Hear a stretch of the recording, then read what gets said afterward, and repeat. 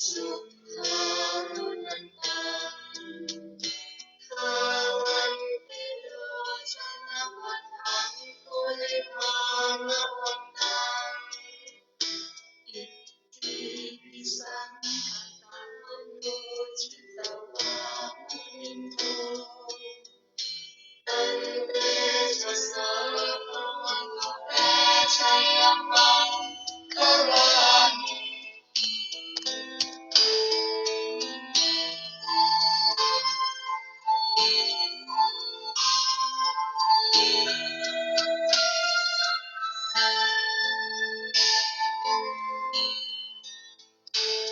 Katawanan Katamutaran Iwa Kapinia Tejanatun Sanaka Yamache Santena Soma Vitina Shitawam Nita Tante Chasapa Vatute Chayamam Kalani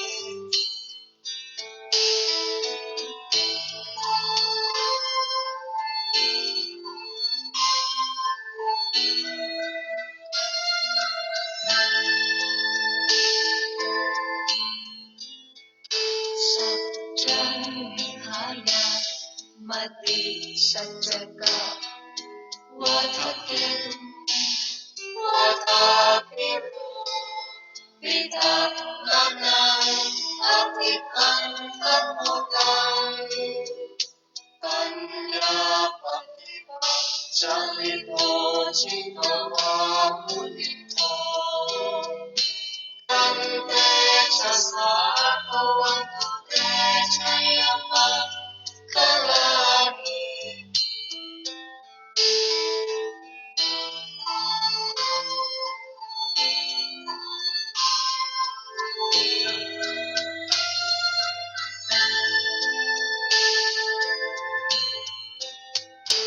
Nanto Pananta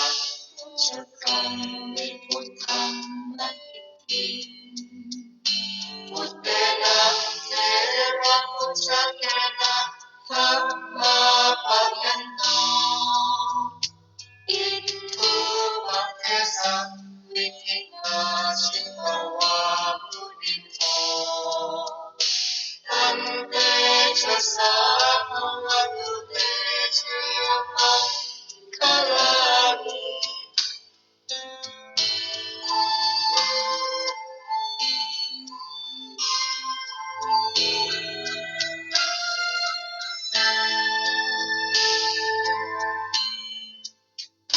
Tukha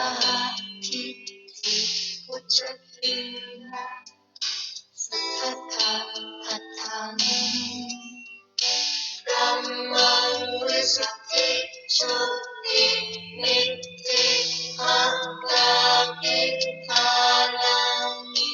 Yana Katina Vitina Shitawam Mudito Tante Chasapavatu Techayama Kalani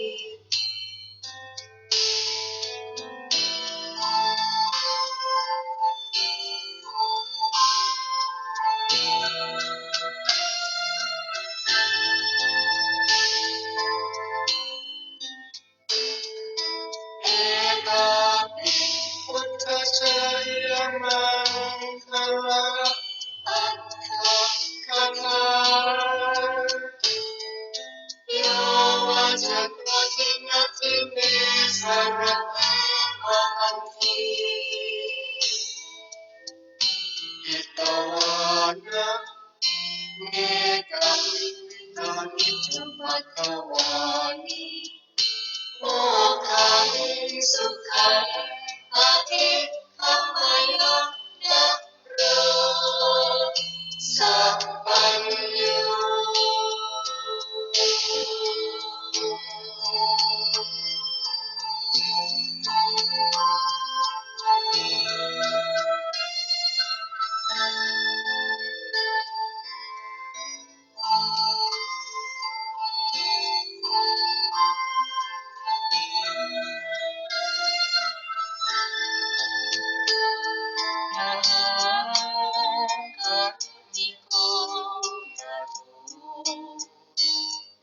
Nikaya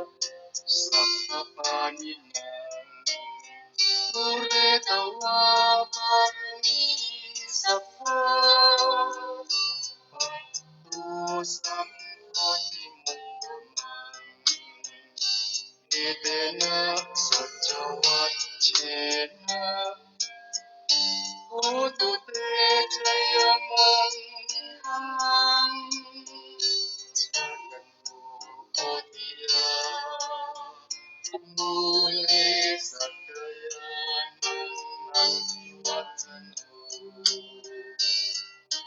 Ewang Tawang Wijuyohi Jayatsu Jayamangkali Aparajita Panlangkesise Kakawito Akiseke Sapaputranan Akapumpato Pamukati Sanyang katang supang kalang supakatang subut kitang surono sukuto ja suyit hamajan Akang kinang kayang kamang wajahang mang akang kinang wadupang mang angin kinang akang kinang Akang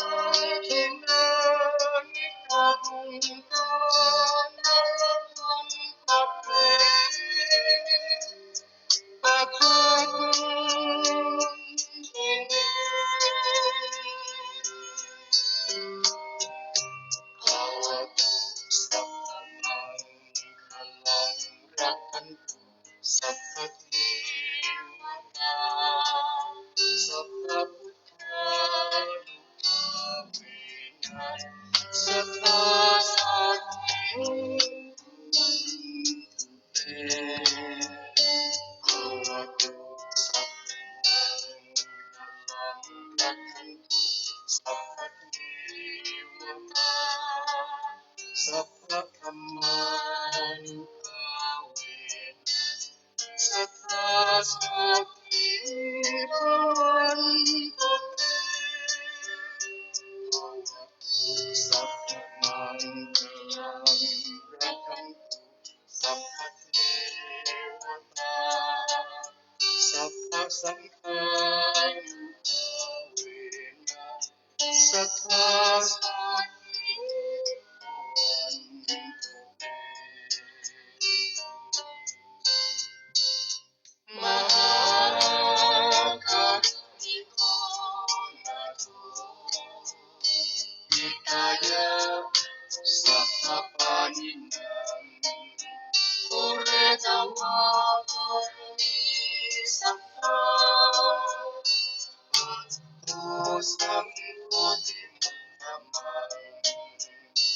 Edena Sajawan Chena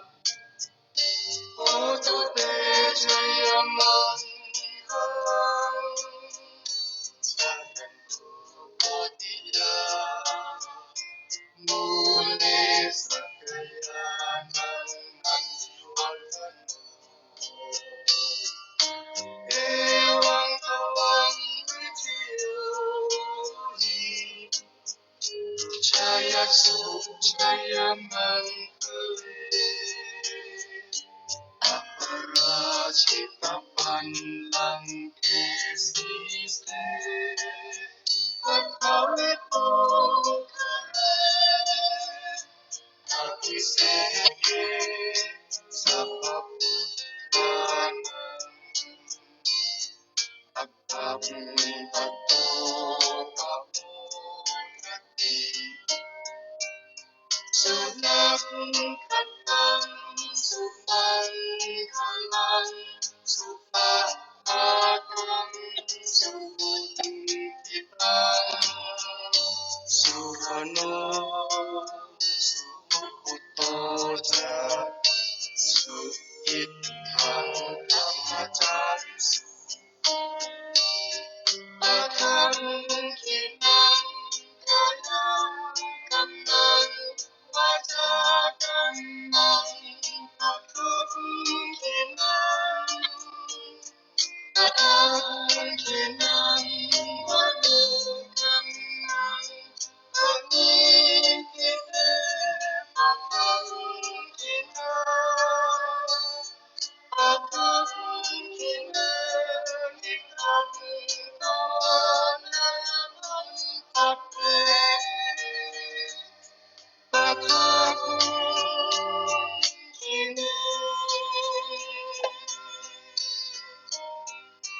Bhagavato Sattvaman Kalang Rakantu Sappatevata Sappaputtanupavena Satta Sattvivantu Te Bhagavato Sattvaman Kalang Rakantu Sappatevata Sappakhammanupavena Satta Sattvivantu Te Bhagavato Sattvamangalang Rakantu Sappatevata Sappasangkhanupavena Satta Sattvivantu Te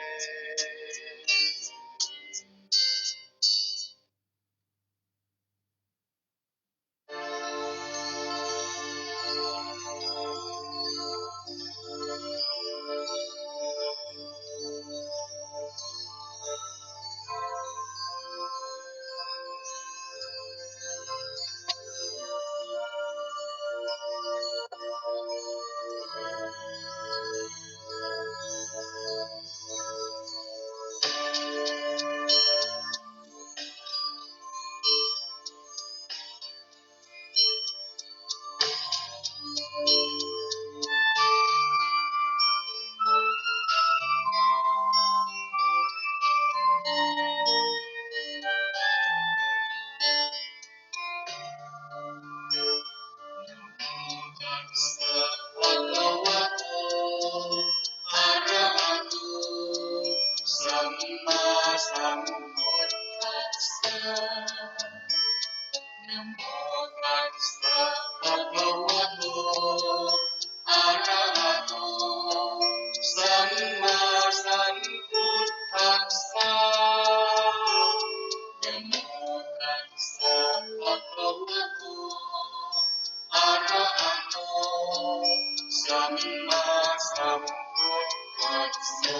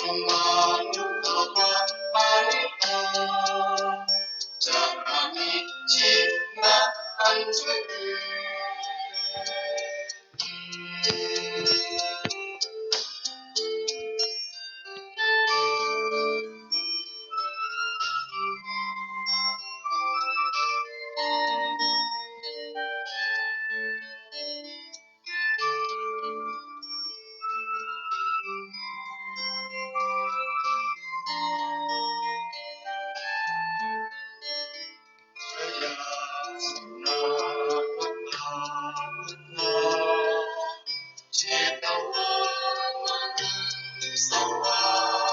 นังจะเป็นสัจจา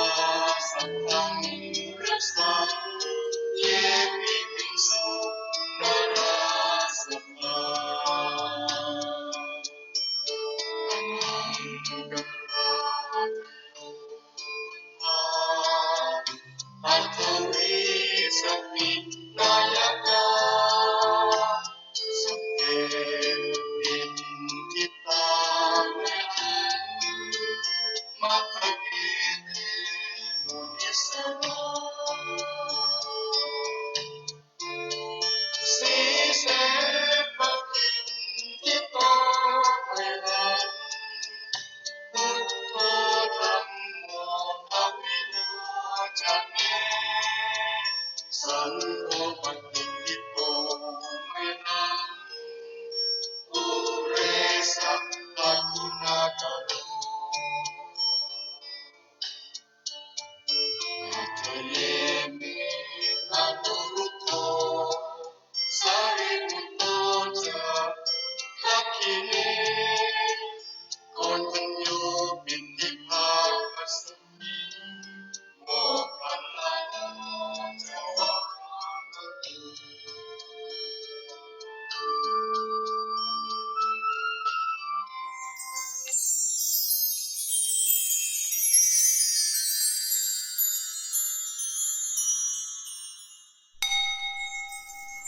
วัดดอนจันทร์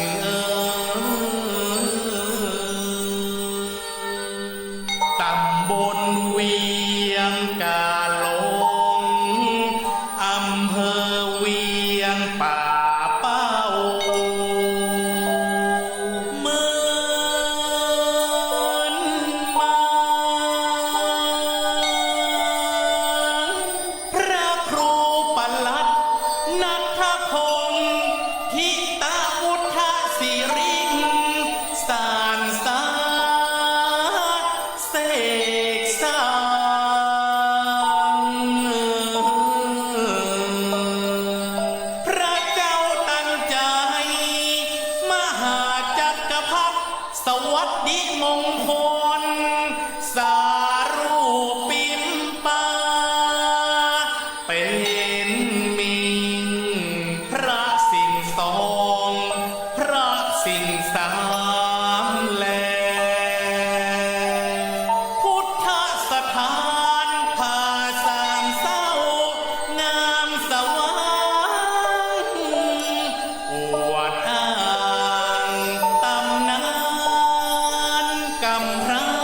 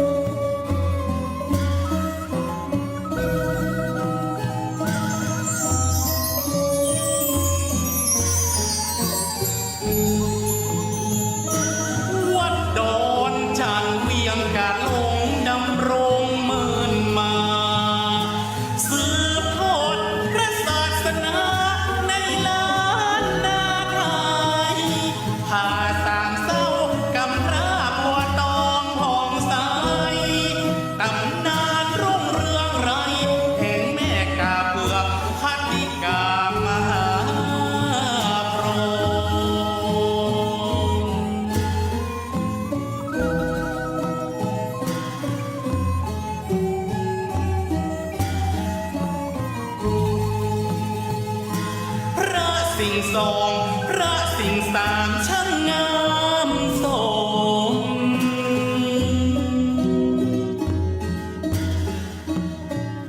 พระเจ้าตันใจได้พรอุดมสวัสดีมงคลเลิศฟ้าบินป่า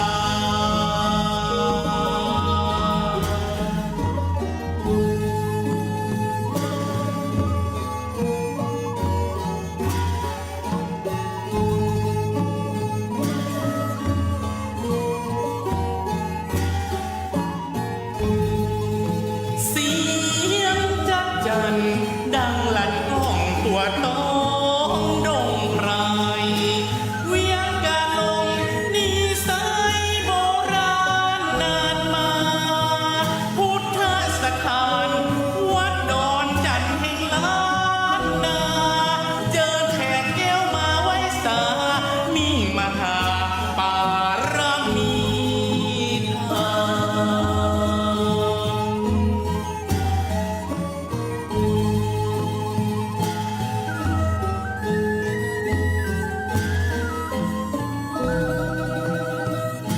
ร่วมสืบสานวัฒนธรรมล้านนางามล้ำวัดดอนจันทร์โน้มนำเผยแผ่พระพุทธศาสนา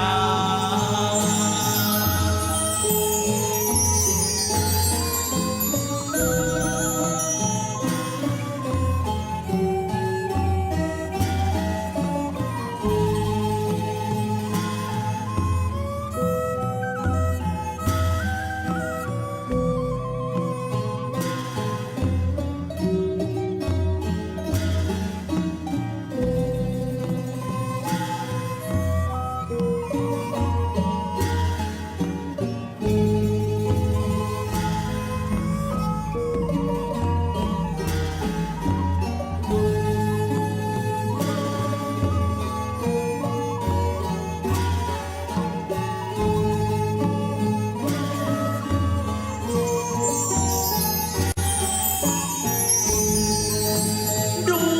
วงดอกไม้ไว้สาพระรัตน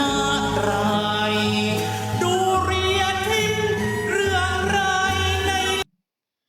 ขอย่อหัตถาวันทากราบน้อมต่างดวงดอกส้มมาทุบบุปผาตัวข้าม่อนน้อยกราบไหวทูลสาไตรรัตนาสามดวงเก้าเงาไหวเจ้าสังฆะครูบาอาจารย์ตนกองวัดงามสั่งสอนม่อนค่าสั่งสอนม่อนค่าขอนอบน้อมในคุณพระรัตนตรัยอันมีคุณพระพุทธคุณพระธรรมคุณพระสงฆ์คุณรัตนะแก้วเจ้าทั้งสามประการอันเป็นสรณะเป็นที่พึ่งแก่พุทธศาสนิกชนพุทธบริษัททั้งหลายขอความสุขความเจริญในธรรมจงมีแก่ศรัทธาญาติโยมสาธุชนปะวิแม่วิลุงป้านาอาศรัทธาท่านทั้งหลายในโอกาสลำดับต่อจากนี้จะได้นำคณะศรัทธาญาติโยม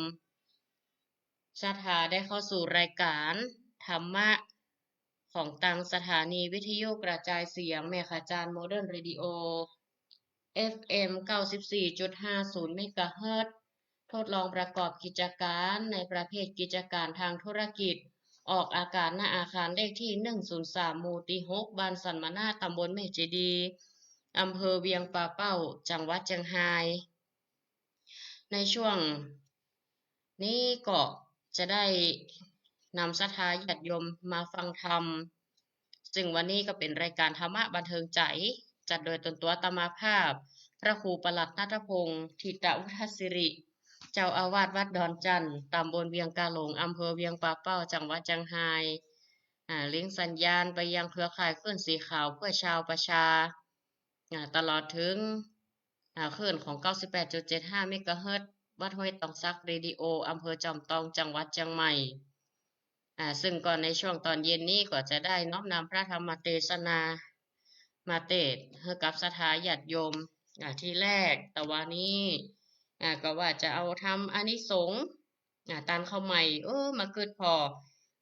ยังแหมสัปดาห์ก่อนก็ยังตันอยู่ ก็เลยวันนี้ก็ขอสุมาภัยจึงจะได้ยกเอาพระธรรมเทศนาเรื่องกาเพือกซึ่งทำนี่เดิมทีก็แม่นไรเป็นก็ใครฟังเนาะทำเรื่องกาเพือกว่าจะเป็นมาจะได้เป็นจะได้มาจะได้ทำเรื่องกาเพือก ซึ่งทำเรื่องกาเพือกนี่นะญาติโยมเฮาก็คงบางท่านก็คงเคยได้ยินมากันพ้องละหรือบางคนก็ยังบ่เคยได้ยินได้ฟังหรือได้ฟังแล้วอาจจะหลงลืมไปพ้อง ซึ่งก็สอดคล้องกับธรรมอานิสงส์พระตีตที่เขาได้เตดไปเมื่อเดือนยี่เป็งธรรมอานิสงส์พระตีตนั้นก็มีสาระเกี่ยวกับเรื่องของการจะได้ว่าจะต้อง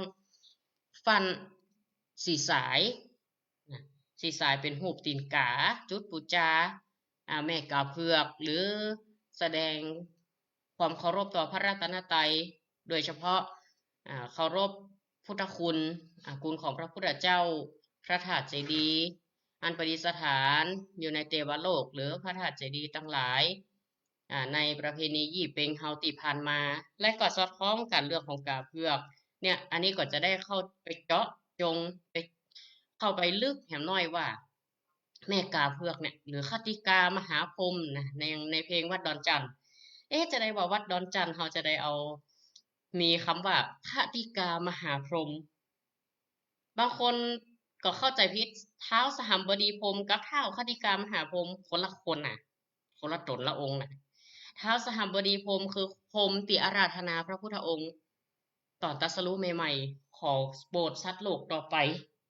เนาะเพราะพระพุทธองค์ทรงพิจารณาว่าไผหาจะฮู้ธรรมที่พระพุทธองค์เนี่ยทรงตรัสรู้เนี่ยอาจจะเป็นธรรมที่ยากสำหรับคนธรรมดาสามัญทั่วไปจะเข้าใจก็ดังนั้นท้าวสหัมบดีพรหมเนี่ยก็เลยลงมาอาราธนาขอนิมนต์เตศเหมือนกับว่าสัตว์ทั้งหลายเนี่ยเปรียบเสมือนว่าคนที่ดวงตาพอเห็นธรรมยังมีอยู่เปรียบเสมือนคนที่ฝุ่นเข้าตาแบบบางธุลีในตาบางเบาก็พอที่จะได้รับคำสอนแล้วก็เข้าใจได้อยู่ก็พอมีอยู่พระองค์ทรงพิจารณาแล้วทรงใจพระมหากรุณาธิคุณโปรดสัตว์โลกแล้วก็เผยแผ่พระธรรมเทศนาได้อยู่45พรรษาอายุ80ก็เสด็จดับขันปรินิพพานแต่ท้าวคติกามหาพรหมเนี่ยก็คือเป็นแม่ของเปิดในพระธรรมกัปหนึ่งมีลูกอยู่5ตีตัสรู้แล้วเนี่ยอยู่4องค์ติเกิดเป็นพระพุทธเจ้านะอุบัติเป็นพระพุทธเจ้าแล้วนี่นะ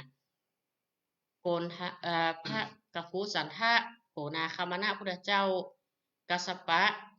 พุทธเจ้าสมณะโคดมองค์ปัจจุบันเฮาแต่ยังเห็นองค์หนึ่งก็คือพระศรีริยเมตไตรอนาคตการอาจจะมาตรัสรู้ต่อเพื่อสืบทอดพระพุทธศาสนาต่อจากนี้ไปในพระธรรมกัปก็คือช่วงเวลาหนึ่ง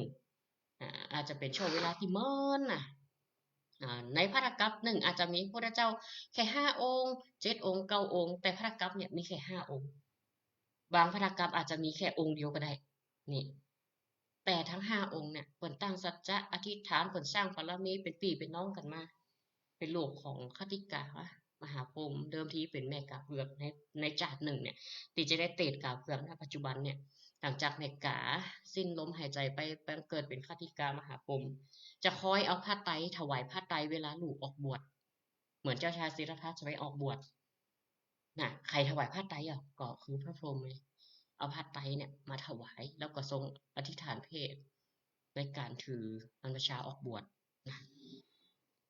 อันนี้ก็จะได้แสดงพระธรรมเทศนาเนาะคือศรัทธาญาติโยมได้สดับรับฟัง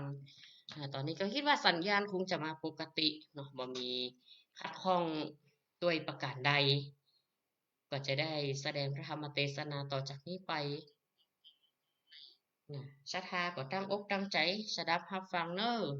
พระธรรมเทศนาต่อไปนี้เรื่องกาเพือกนะศรัทธาโยมพ่อโยมแม่ท่านทั้งหลายที่ได้ฟังต่อจากนี้ทำเรื่องกาเพือกจะเป็นจะได้ขอท่านตั้งอกตั้งใจรับฟังเนอะนะโมตัสสะภะคะวะโตอะระหะโตสัมมาสัมพุทธัสสะสา ฟังดูราโสโตจานาสาปุริสันทั้งหลายผู้มีพญาองค์อาจจงตั้งภาษาทดาฟังยังวจนาคาถาแห่งสัพพัญญูพระพุทธเจ้าดังจักเทศนาใครกล่าวยังเก้าเงาปฐมาภาติตินกาตั้งแต่ต้นถึงปลายอ่านโคตหมายนามเมื่อก่อนชื่อแห่งพระพุทธเจ้าหาพระองค์พี่น้องเกิดห่วมต้องแม่เดียวมาแลนะหาทาโคภะคะวาราชายาตานิวิหารติภูสาภาละโกกานิธาภานิโจภาลิกาสะเมนาราทังอโหสีในกาลนั้นภะคะวาอันว่าสัพพัญญูพระพุทธเจ้ายังไปเข้าโสนิปานสาธิตสำราญยังจอไตเก้ายอดไม้ม่วงยังมีปอกกาสองคนพี่น้องอยู่ในแห่งห้องเมืองอุตราธรรมวตีนครอันมีจิมไกลฝั่งแม่น้ำสมุทรสาครหันแลยังมีเมืองหนึ่งเจอว่าสุวรรณภูมิงเมืองนั้นปันเข้าต่อปันคำอันนั้นมาหอดขาซองคนพี่น้องจริงนำเมารถเกวียน500 เล่มจากไปก้าขายในเมืองนั้นก็ไปโดยลำดับโหนต่างกายก็ลวดลงโหนต่างเข้าไปสู่ในที่โยแห่งพระพุทธเจ้ากระทำเปียนันเทวดาหากมาจากเจิญโปกเดินบอกกล่าวว่าพระพุทธเจ้ากันเข้าได้49 วันนั้นนี่สู่จุงแต่งเข้าน้ำโภชนาอาหารไปตานถวายแด่พระพุทธเจ้านั้นเตอส่วนปอกข้าทั้งสองก็มีใจจมจืนยินดีจริงตกแต่งดาเข้ามาโทปายาตว่าเข้าปันก่อนต่างน้ำเพิงน้ำอ้อยไปเหือเป็นตานแก่พระพุทธเจ้าหันแลพระพุทธเจ้ากันรำเอาเข้ามาโทปายาตแล้วก็เอาเกศาธาตุเหือแก่คนพี่น้องคนละ4 เส้นเขาก็มีใจตื่นเต้นสมนาสายินดีจริงโน้มน้อมไว้อัญจุลีว่าพันเตภควาข้าแด่สัพพัญญูพระพุทธเจ้าส่วนเกศาธาตุนั้นนี้จักเหือแก่ผู้ข้าทั้งสองเอาไปตั้งไว้ในที่ใดจริงจักควรอันจาพระพุทธเจ้าตนมีจักขุญาณส่องแจ้งในจักรวาลจริงกาว่าดูราปกาทั้งสองพี่น้องจุงเอาเกศาธาตุแห่งโกฏฐากตาไปไว้บนดอยชื่อว่าสิงกุตตราหากเป็นตีทาปันนาแห่งปีกูตังสามัญหลวงพ้นไปนั่นคือกะกุสันทักโกนากามนากัสสปะตามกรรมปาฏิญาณกูโตพี่น้องตั้งหามีไว้แก่กันแต่เมื่อก่อนอันเป็นลูกอ่อนกับเผือกกันเกิดห่วมต้องแม่เดียวกันมาตั้งแต่ในปฐมกาพหัวตีวันนั้นแลนะพระพุทธเจ้ากล่าวเต่านั้นแล้วก็อยู่ตุมหีภาวะบ่ปากก็มีแลยามนั้นปอกกาทั้งสององค์อาจรู้ฉลาดโดยโวหารจริงนมัสการขับไว้ยังพระบาทให้ตนสารว่าข้าแด่พระจินมังพระพุทธเจ้าตนรู้เก้าเงาตีโลกาอันว่าตำนานนี่นะแต่ก่อนข้าหมอนน้อยตั้งสองบอกเคยได้ยินมาขออาราธนาพระพุทธเจ้าตนลำเลิศปางเมื่อได้เกิดมาเป็นลูกกับเผือกหือผู้ข้าได้หูแจ้งแด่พองเตอภาคาวาอันว่าพระพุทธเจ้าจริงเตสนาว่าปุเพปิกาเลมหามุลาภัทกโปอติส เศตากะโกปัญจโปธิสัตโตอโหสีในกาลาอันคำหลวงพ้นไปวันนั้นตั้งเมื่อปฐมกับไม่หัวตียังมีแม่กาเผือกตัวหนึ่งแปลงหางอยู่เหนือกาไม่เดืออันโยจิมใกล้ฝั่งแม่น้ำกงกาก็เกิดได้ไข่ชาลูกอยู่เฝ้าเห็นหางสาโจวานบ่ขาดก็เป็นอันกันอยากอาหารเสียงชิรการเมื่อนั้นมันจริงละลูกไว้ในหางแล้วบินเหี่ยวหากินเหยื่อและอาหารในตีกายยามนั้นยังมีหาฝนใหญ่ตกลงมาน้ำกงกาก็มานองนักลมหลวงอันใหญ่ก็ซ้ำมาปัดใส่ต้นไม่เดือดต้นนั้นเต่าตกลงมาโซแม่น้ำกงกาน้ำก็มาตีฟองยาวเหยือกโยคำเขือกเสือกตีฟองน้องน้ำก็น้องตีฟังไหลหลังปันเข้าก็มาปัดจีบเอาไข่กับเผือกตั้งหาเหือซาเล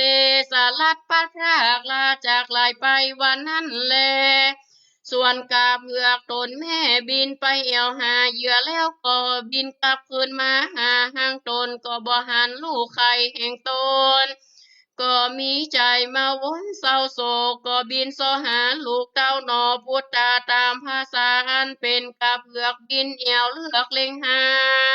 ตกหินผาและยอมยาเยี่ยวหาลูกน้อยคาคอนกันตายในว่างน้ำหลวงใหญ่แม่ก็บินไปภาพรอดทานบ่หอดหิวตายปูนเสียได้แต่นะเจ้าหนอตั้งหาแม่กำพร้าบ่หันนายลมพัดใส่ตกน้ำบ่หันนายซ้ำลูกแก้วลูกแม่นี้จากมรณะไปแต่จะเหลือโดราเจ้าลูกหาแก่แม่เฮยอันว่าเจ้าตั้งหาองค์ไปตกลงตัดดีได้จ้าเมื่อผูแม่ทาโรงคาพาสู่เจ้าอยู่ในต้องก็บอกฮือกิ่งของสันได้ปัดนี้ปนต้องแม่มาปล่อยถูกภัยหลวงใหญ่กวงนักหนาแม่บินหาเอียวสอดโจแห่งรอดแดนกายโซตกไปกายโยเขตพระเตต้องแดนได้จ้าโหยนอโตขางมรณังโกแม่นี้กันบ่ได้หันยังโสเจ้าตั้งหาเตียงความนาโสมรณาความตายนินาก็นำไกลเพื่อบ่ได้หันนาลูกนอไทยวงคำขอหือเทวดาอารักจูงนำมารอดหือได้หันนาลูกเกี่ยวยอดพุทธาหัวป่าพาและเต่าน้ำกันกาบย่ำกินเสียละกาส่วนตนข้าแม่นี่เล่าหากอยู่ป่ามองใจบ่มีภัยจักมากำจูจุยหือได้หันหน้าลูกน้อยตั้งหาหนอตายเสียดายแล้วอ่อนน้อยแม่ตั้งหาหลวดความนาโสมรณาเสียแต่อันเจริญตาตาในกาลายามนั้นแม่กาเผือกก็บินไปมาจะเดินเดี่ยวหาลูกหักแห่งตนหินมาวนขึ้นสู่บนอากาศก็มาบินสวดดำน้ำจมโซหาเพียวซ้ายบ่หันในกว่าเล่าแสวงหาลูกเต้าน้อยอ่อนนอบุตตาตกโรภาและยอมยาบ่หันโอกำพระเมตต่างใดลังเตือนนั้นก็ทานบ่เหลือใจหิวหอดบ่หูโตดแห่งตนผิดนางกาอินหิวหอดบินมารอตีเก่าหลายตีล่างเตื้อแปลงใจดีดำน้ำบินลงซ้ำแถมเล่าปล่อยบ่หันลูกเต่าตั้งใดก็เสียงกำลังใจตนแล้วนางตาแก้วลวดมรณะก็โดยอันโซหาลูกเต้าบุตาจริงลวดมรณะเมียนชาติชีวิตขาดตายไปก็ได้เอาตนไปเกิดอยู่บนห้องฟ้าเลิศสุทาวาสพรหมโลกโดยเตจาบุญลูกเต้าลวดพ้นโศกเศร้าถึงดีขึ้นเมื่อสาเวยดีอยู่ในห้องวิมานคำบนจักนำจุกจูงจองอายุยืนน้องได้10,000 6,000กับนับเสียงซ้ำลงมาก็โดยจิตเจตนาหากลูกเต้าเป็นนอโพธิสัตว์แต่ได้มาหน้าบนลายช่วยคำบ่ตกถอยได้เป็นดีจริงได้ชื่อว่าคติกามหาพรหมตนเลิศแล้วอันเป็นเครื่องปริขารอันเกิดออกใน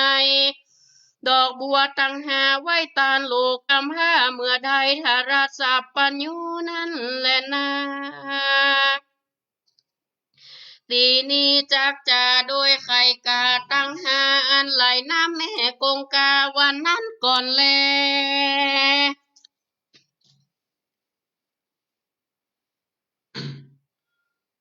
ลูกเก้าหัวตีนั่นก็ไหลไปข้างอยู่ด่านป่าตีหนึ่งกูสันโทยามนั้นยังมี แม่ไก่เผือกอันเป็นพญาแก่ไก่ตั้งมวลก็ชวนเอาปริวารแอวจะหาเดินหากินอย่าเข้าจึงมาหันไข่ลูกกานั่นจอมีใจมูตูคุณนาด้วยเก็บเอามาเลี้ยงไว้กับด้วยไข่แห่งมันบ่มือนานเต่าใดก็แตกออกมาเป็นสาปุริสาคนใจแม่ไก่ก็มีใจโสมานาจุ่มชื่นมากนักแลทุติโยส่วนไข่ลูกทวนสองอันไหลตามฟองแม่น้ำก็ไปตกข้างอยู่ก่อทรายโกนาโคโนยังมีแม่งัวอันเป็นพญาแก่งัวจะเดินมาหันใส่ก็ปูนดินดูคุณนามีเมตตาภานีหักมากบ่มือนาเต่าใดก็แตกออกมาเป็นคนใจอ่อนน้อยแม่งัวก็หาคาคอยสู่ใจหันแลตาติโยกาสาโปไข่ทั่วสามก็ไหลไปข้างอยู่ก็สายังมีแม่เต่าตัวหนึ่งจะเดินมาหันไข่ก็เอามาหักษาไว้บ่มือนานเต่าใดก็แตกออกมาเป็นคนใจอ่อนน้อยเต่าก็หาคาคอยสู่ใจหันแลจาตุตาโทโกตโมยังมีแม่นาคตัวหนึ่งก็จะเดินมาหันใส่ไข่ลูกทั่วสี่อันไหลไปข้าวอยู่บนก่อทรายไม่ก็เก็บมาหากษาไว้บ่มือนานเท่าใดก็แตกออกมาเป็นคนใจหนุ่มน้อยก็มีแลปัญจโมส่วนไข่กาลูกทวนหาก็ไหลไปข้างอยู่ก่อทรายแถมเล่ายังมีแม่จางสาวพามาหันใส่ไข่ลูกนาแล้วก็เก็บมาไว้บ่มือเต่าใดก็แตกออกมาเป็นคนใจอ่อนน้อยไม่ก็หาคาคอยสู่ใจหันแลโดยเตจาบุสินแห่งข้าเจ้าตั้งหาแต่บุพาจาหลังเมื่อก่อนบ่ยุยอนสักตนก็บัวรมวนโดยอายุสังขารเกิดออกมาก็แม้นวันเดียวยามเดียวกันอยู่คนใดไปเกิดและตีและโหนก็โดยเตจาบุญภายหลังหากมาแต่งปังคือยามเดียวเหมือนกันนาป่ามาได้12 ขวบเข้าแม่แก้วแก่นไทยมาดาเลี้ยงแห่งข่าวที่มีใจมาค่ายสร้างกุศลบากว่าเป็นราศีเสพสร้างภาวนาจึงมีกรรมจาของกับมารดาแม่เลี้ยงแห่งเขาว่าขอยาโศกเศร้าสันใดขอจกใจดีไปสร้างในปากว่าสามานาธรรมกระทำภาวนาไปใจขอแม่แก้วไทยอย่าได้ห้ามลูกไว้ปล่อยวางไปอย่าอะไรลูกเต้าจูงฮือได้ไปเป็นพระเจ้าภาพโลกาแลนาในกาลายามนั้นแม่ออกเจ้าตั้งหาพระองค์ตนได้เลี้ยงมาแต่น้อยเมื่อนานก็ไขวางอย่างลูกแล้วตาถูกกรรมดีว่าดูลาสาลีลูกหักสายใจแม่เฮยการจากไปเป็นราศีอยู่ปากกว้างเป็นตีอยู่แดดจ้างเสือมีแม่ก็ยินดีชินใจข้านาเต่าว่าเป็นกองนาผาแต่แลขอเจ้าจูงไปด้วยสวัสดีบุญเจ้าลูกมีหลายมากก็จากใดเข้าสู่ฝากฟ้าเนลาปาขอฮือใด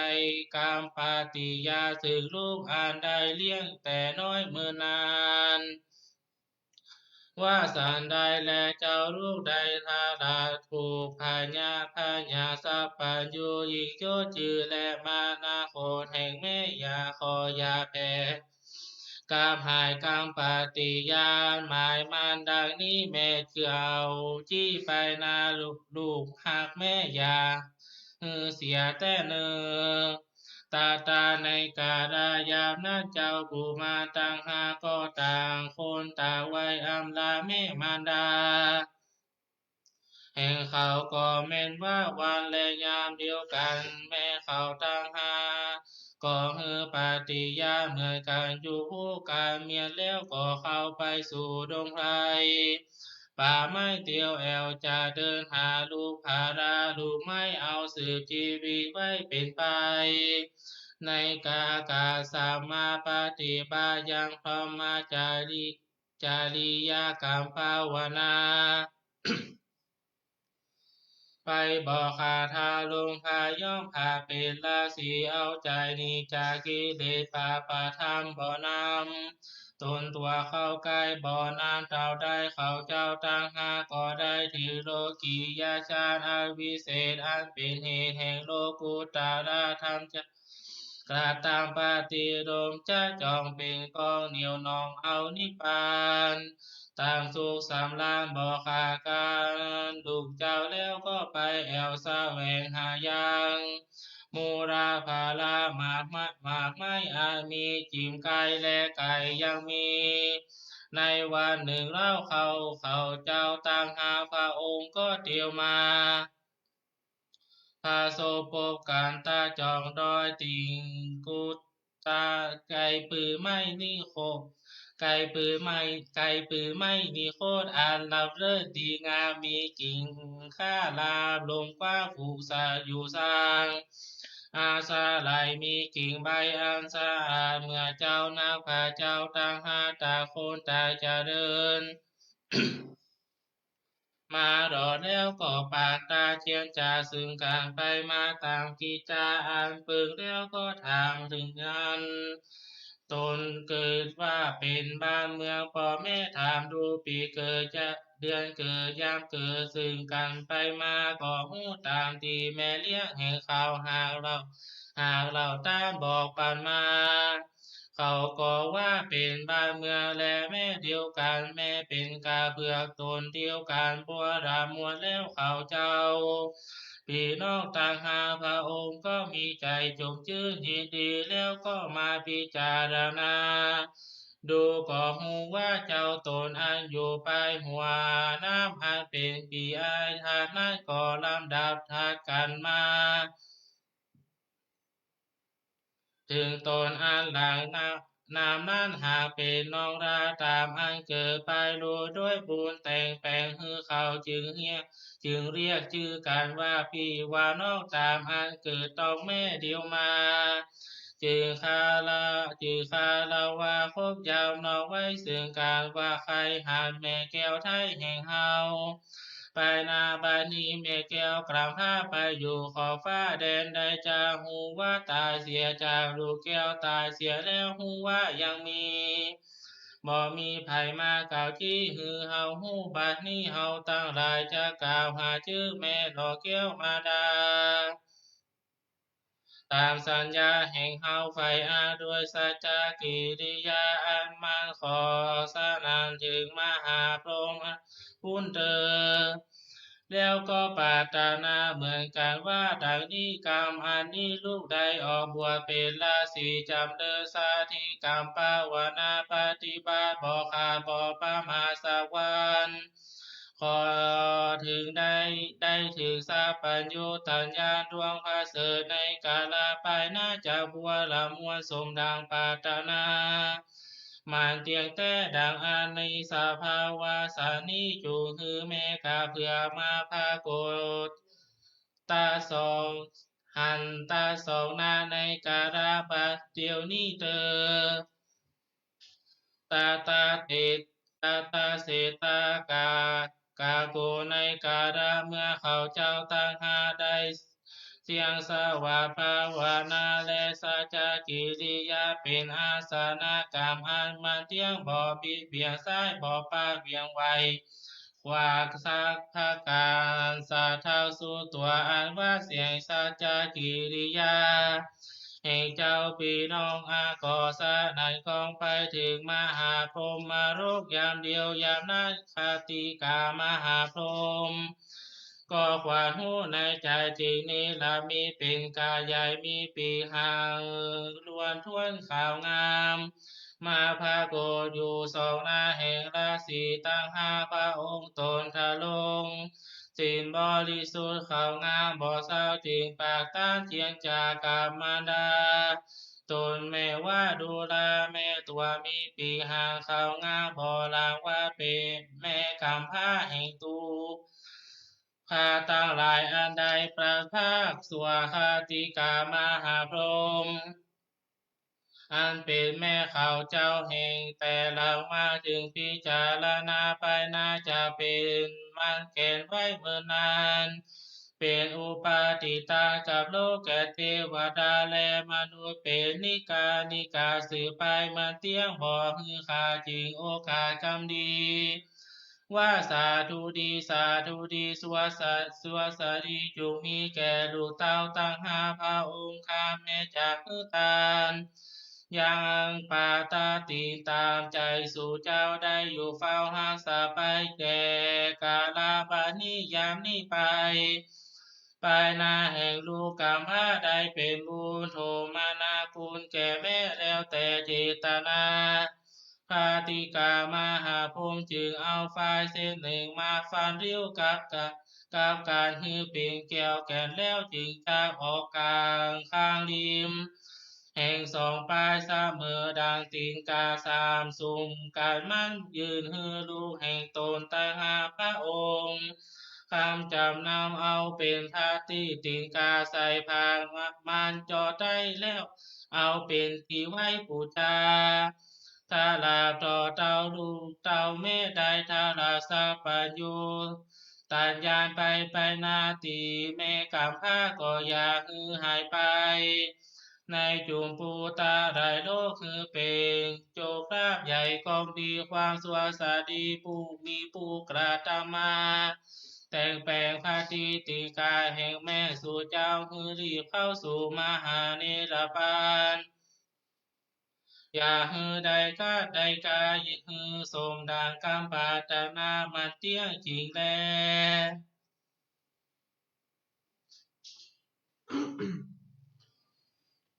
สัทธาอันว่าสัมปัญโยภาบุญนาเจ้าเมื่อเสด็จนั่งเก่าไม่โปสาไลจึงกล่าวในยากาดาว่ามุนติโปอิสีดังนี้ในการละยามนั้นละสีเจ้าหาตนพี่น้องบ่มีปีติต้องยินดีด้วยอันได้วางยังปัตตะลูกนายตินกาแห่งมหาพรหมันเป็นแม่แต่ภาวาจักก่อนยามเมื่อเกิดเป็นกาเผือกวันนั้นแลส่วนว่าคาติกามหาพรหมก็คือเอาวาดคำสอนแก่ลูกตั้งหาปอละมวลแล้วก็ขึ้นไปสู่ที่อยู่แห่งพรหมโลกนานาอันเป็นติมวิมานแห่งตนก็มีวันนั้นแลส่วนเจ้าราศีตั้งหาพระองค์ตนปีน้องก็เจนจาซึ่งกันไปมาว่าฐานาตีนี่นาถ้าเสดลำเลิศกว่าตีตั้งหลายอาเล่าตั้งหาปีน้องในป่าสมปบกันและได้มาหารมานาตนแม่แห่งเราได้คือป่าตาป้าบาทเป็นตีมันแกนเมื่อไปแล้วจึงมีปิติอุตามาป่าเสดกว่าในโลกทั้งมวลเอาควรปฏิญาณแก่การว่าไปนาการเฮาหาพี่น้องยังอยู่ในป่าไม่นานนาพอเรามาหากางในที่นี้อยากาดแม่นตนในตะลงปัญญาตนักนาหาผู้อุ้มปาตากพอได้ก็จริงบอกไว้สัญญาตีไตลมไม่นี่โคตรใหญ่ควร ไฟองค์อาจทุดใจหากเป็นตีสมุนตามกลางตังมวลจวนการลอดสมสู่งานมีดอยแวดล้อมอยู่90 ไปลูกตาสถานที่นี่นาหากเป็นตามนั้นไว้กับโลกตลาดเราสองพี่น้องได้เป็นพระเจ้าโหดโลกาได้ปา ปานาว่ายังปาลิขานวิเศษคือว่าธาตุแลเกษาอันใดอันหนึ่งเป็นเหตุสักเหตุหมายมันเตียงคบหมายเจ้าตังอาพี่น้องจากขันสามีตั้งตนก็ต่างนี้ไปสู่ในที่อยู่ปานาสลาปฏิบัติพรหมาจาริญาบ่ขาดบ่ปามาทเสียเพียงปฏิบัติสังคีกรรมไปใจเพื่อใดป้นยังกิเลสบาปธรรมจำนำไปใจแสวงหาลูกไม้และหัวมันเป็นอาหารเตียงมันอยู่แห่งงานเมื่อนานปาดานาเงาปัญญาสัมปัญญูตัญญายิ่งโยดปันได้รีบโพดโลกาแต่งแปลงใส่ปาติตินกาจากใจเจาะใจนุกน้อมไว้พูดจาเปี่ยวไปยามในถึงเดือนเป่งมาหอดหาเจ้ายอดองค์การก็เตียวตามกรรมปาติญาณอันใดป่าวาลานาการไว้บ่ฮือขาเป็นอาวาสกังสนามตามกิจจะปล่อยกรรมดีจุอย่างแล้วโอวาทสั่งสอนการว่าไหวหน้าขึ้นสู่ยังที่อยู่แห่งตนเป็นนิรันดร์ต่อเต้างายุสังขารมาหอบน้ำขึ้นสู่จันฟ้ายอดสู่สิตาพร้อมกันตั้งตนมีสาวหนุ่มนาหากเป็นพอลิวานเมินนานได้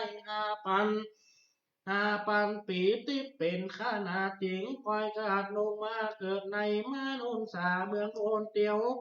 ต้องเตียวบุญสงสารตั้ง4 ส่วนปีหัวดีบุญสมปันมีกาตาที่การแต่ไปหลังสมพันแก่ได้มาเป็นสัมมาสัมพุทโธเป็นพระเจ้าแต่ก่อนตั้งมวล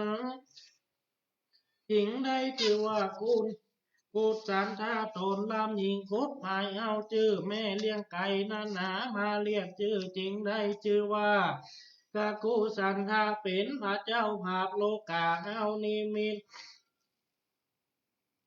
ตาชื่อแม่ไก่นั้นมาผักพุทธเป็นชื่อสักขีนามาการอันแม่สั่งไว้มันบอกเฮือหายเพื่องอันแลส่วนคติกามหาพรหมตนเป็นแม่กาเผือกก้องเอาเครื่องบริขารมาต้านมือแก่ลูกเต้าเมื่อเป็นพระเจ้ายอดศรัทธาก็เล็งหานด้วยตาติดส่องแจ้งโดยบุพานิวาสญาณจริงไว้ยังสุวรรณไม่เต้าอันยิงเป็นมิ่งแก่เทวดาและคนตั้งหลายเป็นติไว้และสักการะบูชาวิเศษได้ลมไม่นิโคทาตลุนแต่นั่นลำน้ำมาจอบรอดถึงพระเจ้าตนทวนสองลงมาเกิดตนพระเสริฐกว่าโลกาเอานี่มีตามาก่อนแห่งแม่เลี้ยงตนแต่ก่อนปฏิญาณบ่พรหายคือแม่งัวปังก่อนจริงได้ชื่อว่าโกนามันนาตนภาพลูกน้ำสัตว์โลกข้ามโอกาสงสารถึงพระเนรปานเป็นที่จอดเจ้าข้ามิงหอดไฟหลังแต่งงานเป็นราศีพี่น้องตั้งใดตั้งกรรมสัจจาวาจาจริงพันจริงถ้าปัญญาไว้ยักทำออกแห่งงานมันแก่นตีขาตัดนิฐานะลมไม้ลุงคำเป็นจำนำจือไว้เป็นที่นบน้อมไว้ปูจาแก่คนและเทวดาทั้งหลายตัดนั้นมาถึงทวนสามเสด็จลงมาเกิดในโลกาชื่อสัทธายามเป้มานเจ้าก็ควาดผู้น้วยติมปาจังคุญญาณสองแจ้งไปหลังปางก่อนบ่ บอกเฮือผ่อนหายเสียยังกำปาฏิญาณแห่งแม่เลี้ยงบอกเฮือหายจริงกฎหมายตามน้ำมาก่อนแม่เลี้ยงเราจริงเรียกชื่อเจ้าว่ากันสาปาสามาสามพุทธเจ้าน้ำเอนายาสัตว์โลกเข้าสู่เนรฟานส่วนคำปฏิญาณว่าไว้ก่อนบอกเออมากพรนายเสียแต่เมื่อเป็นราศีเจ้าตั้งหาพระองค์พี่น้องจริงถ้าปานาตังไว้ยังปาจิวาเหลืองใสห้ามบ่เศร้าตาติหาพี่น้องในมาพาสุมจุมนุ่งการเลือกก่อนวันนั้นแลจะตูตาโตยามนั้นนาเจ้าละสีผู้ทวนสีนั้นในกาละเมื่อก่อนบ่หยุดหย่อนยังหิดกองทำบุญจำนำเอาตนทวนแก่เนียวไว้เลสังขารก็ตามบุญกิญาเต็มจริงในมาเป็นภาสินทาละจาอายุในสาวเก่าปีพอละมวลออกบวชมีใจใครพวกในเวไนยสัตว์ทั้งหลายสัพพสัจจายามนั้นนาคาติกามหาโฮมตนเป็นแม่ออกเอาเครื่องปอลีขานแต่จันฟ้าลงมาสุกสอดนุ่งกายาลูกเท่าจึงได้เป็นว่าเจ้าโกมาตกผู้เล็งด้วยตีมฟ้าเจ้าผู้หยานหันไก่สองแจ้งสุดบอกแม่เลี้ยงกับหายจริงกฎหมายชื่อว่าโกตามาตามแมงวานเลี้ยงดูในชื่อว่าโกตามาบัดนี้แลดูลาปกาทั้งสองพี่น้องตาทวนแปดคบแปดหาเรา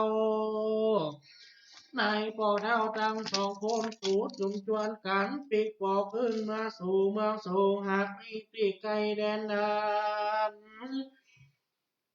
แดนด่านที่เมืองสู่ตันตั้งสองลุงคาเทวดาหากจะกฎหมายบอกเก่าแก่สองพี่น้องรวมต้องแม่เดียวกันมาแลสู่จากได้หันพ้อมเสียงตั้งสามสิ่งปันแก้วมิ่งกับเมืองจักรุ่งเรืองในศาสนาแห่งกูตาถาคาเต้าบ่อเศร้าเป็นที่ต้านทั้งหลายมักหุบห่มด้วยกองดีปุงคาลาผู้ใดมีใจศรัทธาได้ไว้ผู้จาคบยำวันไว้หวังไฟได้นิพพานก็จักสมดังคำเจตนาบอกาดบ่อยาจะเล่นนาโนนาปกาทั้งสองปีน้องในเมืองศาสนาภาคาถาตาตั้งไว้5,000 วาเป็นนาลามันเตียงลวงโพนไปในอนาคตการอันจักมาไปนายังมีผู้น้องหลังสุดซอยไปลุ่นตนเดียวตนตัวยเตียวสงสารไปมันเตียงเลี้ยงเสียงจาดหนึ่งแล้วจาดหนึ่งก็ตามมายังมีแอมหาจาดนับไฟเจ้าจักได้ลงมาเกิดในเมืองเกตตุงติลาจาตานีเมืองกวางเป็นที่อยู่สร้างแห่งน้องลาเจ้าตนนูนจะมาเป็นขุนในเมืองกวางใจแต่งสร้างตังวุนมากนักแลใจเจ้านายกิเลสป่าพระธรรมอาตามทุกขาจาริญา7 วันบ่ขาดกาติกามาหาผมจริงเอาถ้าแลบาทลงมาตานตามรวยปาติญาณแก่ลูกเต้าใจบ่เศร้าเตรียมตาลำดับมันมาถึงลูกลาได้เป็นพาเจ้าฟ้าบาปลูกตั้งสามได้ตามชื่อแม่เลี้ยงอันเป็นจังสักว่าบอกไว้ในชื่อว่าโนไทยอาลีญาเมตไตเล็งหันจาดหลังแต่ก่อนบอกฮือหอนหายเสียย่าเมื่อเป็นลูกกาเผือกพ้องตั้งหาได้มาจุมดูกันเจ้าก็เป็นพรหมมาถาดขึ้นตามวิเศษไปทาปานาติปาเตนเขาจะพี่น้องในพาสมจุมนุ่งกันเตวานาปันกันเฝ้าหักษา มาบอกขาดแต่งเป็นเจติญาตราชสุงคณาเป็นที่สักการะบูชาแก่คนและเทวดานบนอบไว้ปุงกาละผู้ได้หวังไฟได้มากาพาลาพลแม่นข้าวตั้งไก่ดังเลยนั่นสู่ได้แสนโยชน์ข้าวไก่ก็ดีก็เฮอมีใจถึงกึดข้าหนึ่งหลอดแม่นกึดบ่หอดก็ยาใจไก่เฮอมีใจไก่ก็เฮอนอกน้อมไว้ไปเสมอไปหอดไก่เหมือนกันเล็งหานดังกูตาถาคาตาเก่าไว้เอาเป็นที่ไว้สร้างกาลาปุจจาก็หากจะมีปาลางานิสงส์อัดวางเม่นผู้ใดเจตนาได้สร้างก็ดีได้เหอตานผู้อื่นเขียนได้มีวัตถุไปปุจจาเอาก็ดีก็มีปาลางานิสงส์ท่านกว้างหาที่สุดบ่ได้จักสมดังกำหาธนาไฟอ้างบอกกาดบอกกาเสมอดังไว้ได้หันพระเจ้างาพระองค์พำพร้อมในไปไว้นบน้อมเตดปาตาพุงหาลาผู้ใดสตาบ่น้อยเงือก้อยฟังที่ถ้อยจากเอายังปะตามมาเทศนาคาเพือกเป็นเก้าเงาแห่งสาปัญญูตังหาพระองค์ก็จักนำเอาตนสัวยิ่งใจ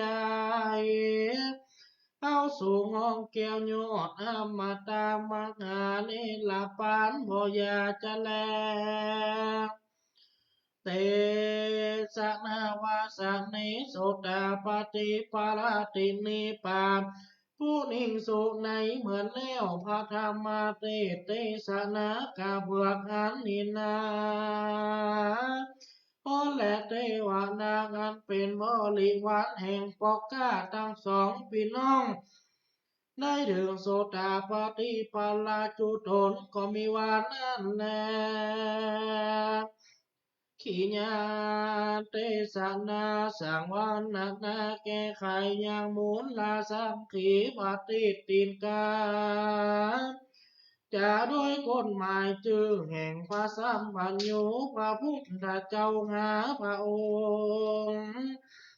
ก็บ่ละหวนกาละควรเต่านี่ก่อนแลโอ้สำหรับพระธรรมเทศนาในเรื่องของกาเผือกตำนานกาเผือก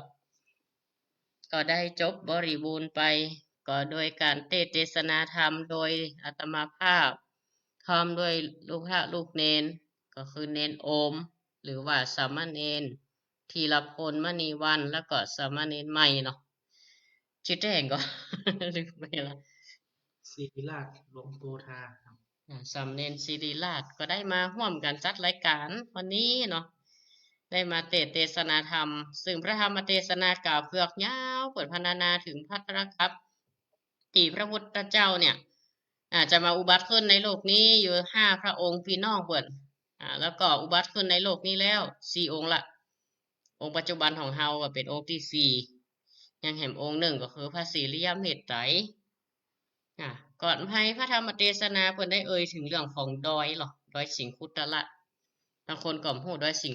คุตละในสมัยพุทธกาลเป็นดอยที่ไหนก็คือ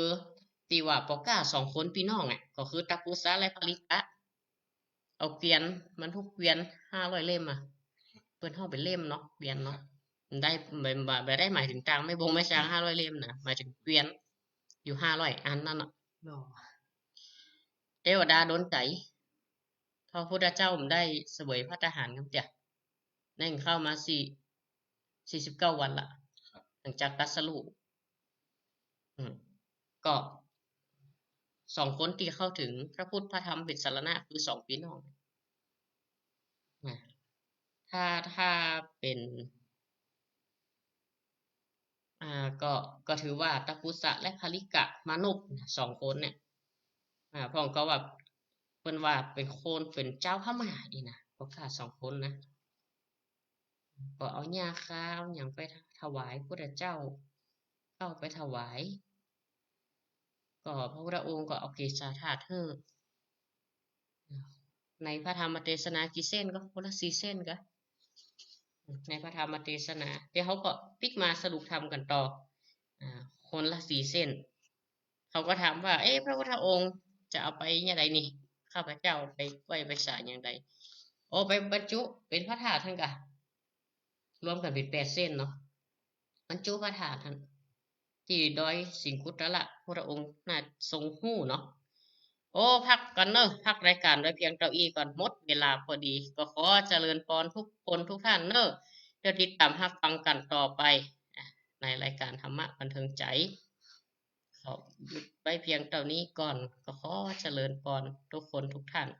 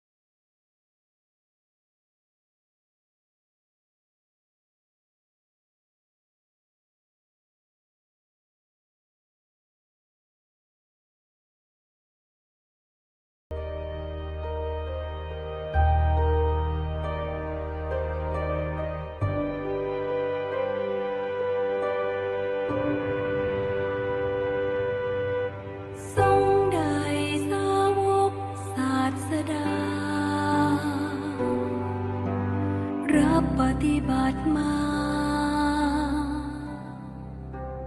แต่องค์สมเด็จพระขวันเห็นแจ้งจตุสัจเสร็จบันรู้ทางที่อันระงับและดับทุกภัย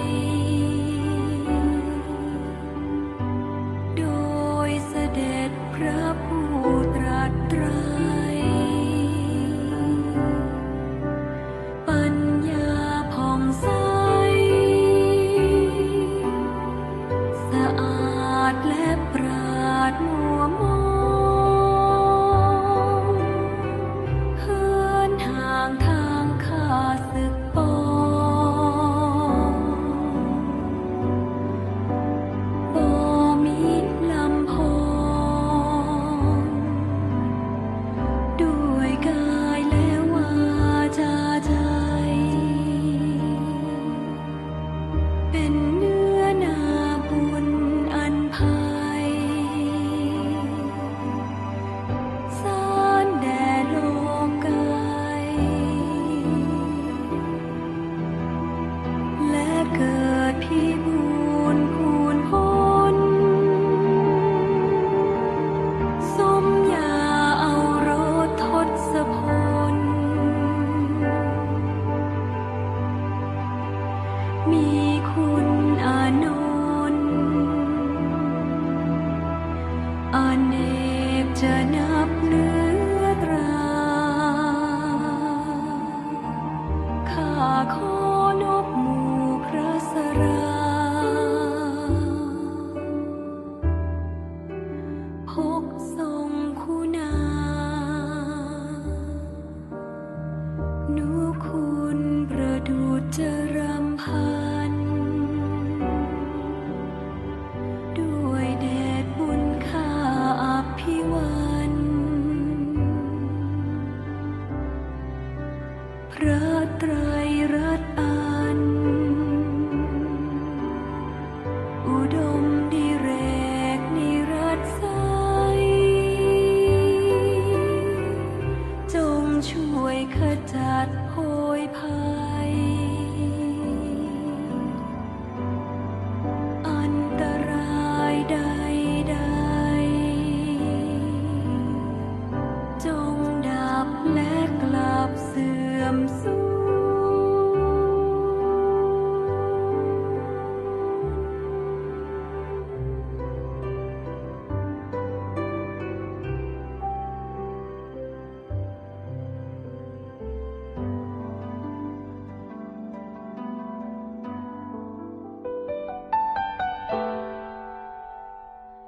ปางเมื่อพระองค์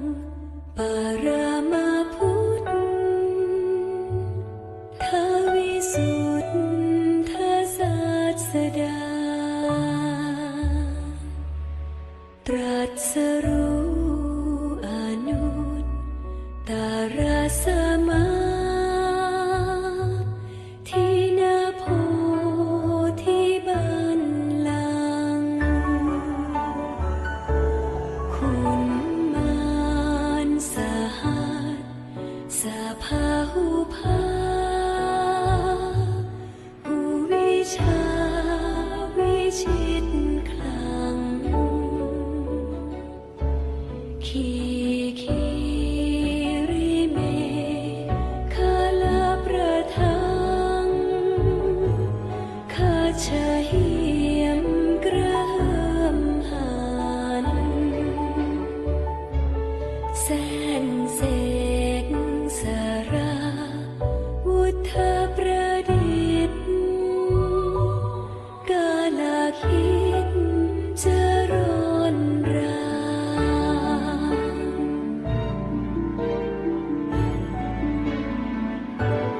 รุมพลพหลพายุหาปา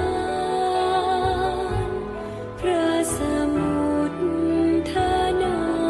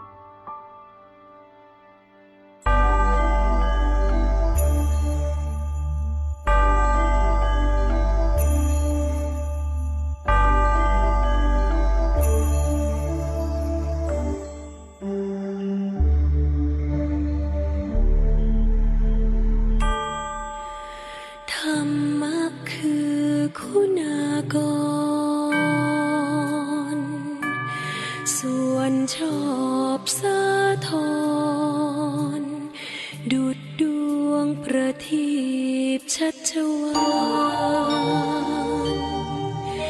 แห่งองค์พระศาสดาจารย์ส่องสัตย์สันดา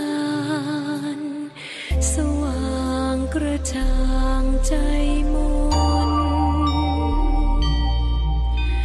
ทำใดนับโดยมรรคผลเป็น8พึงยนต์และ9กับทั้งนฤพานสมญาโลกอุดรพิสดารอันลึกโอฬารพิสุทธิ์พิเศษสุขใสอีกธรรมต้นทางคันไลนามขนานคานไขปฏิบัติปริยัติเป็นสงฆ์คือทางดำเนินดุจจะคลองให้ลวงลุกปองยังโลกอุดรโดยตรงข้าขอโอนอ่อนอุตตมงค์นบธรรมจำนง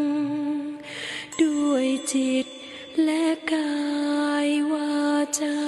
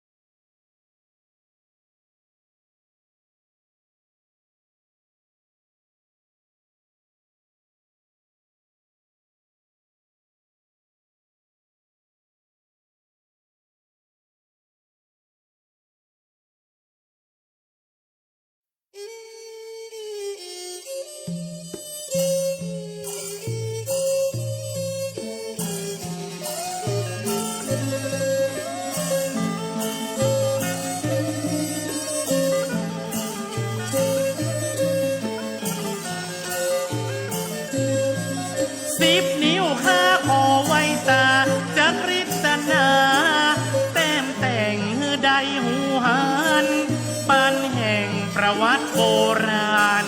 บ้านเมืองนามมาก่อนว่าบ้านป่าจันสมัยก่อนนั้นเป็นป่าไม้เสือเหลืองประเดียวการกุงหุงเฮืองวัดว่าน้องเลืองศีลธรรมล้ำเลิศ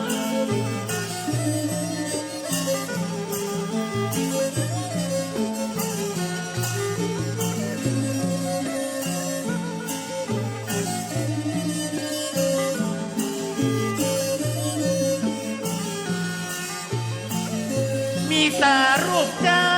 พิมพ์ป่าพระสิงห์ล้านนาองค์พระเสริฐมาขอพรชัยบังเกิดสำริดสำเร็จสมภาธนา ศูนย์รวมจิตใจพี่น้องสักเสริญแท่ทองไว้สามาชมดอกเอืองสินผาอลังการตาทุกสิ่ง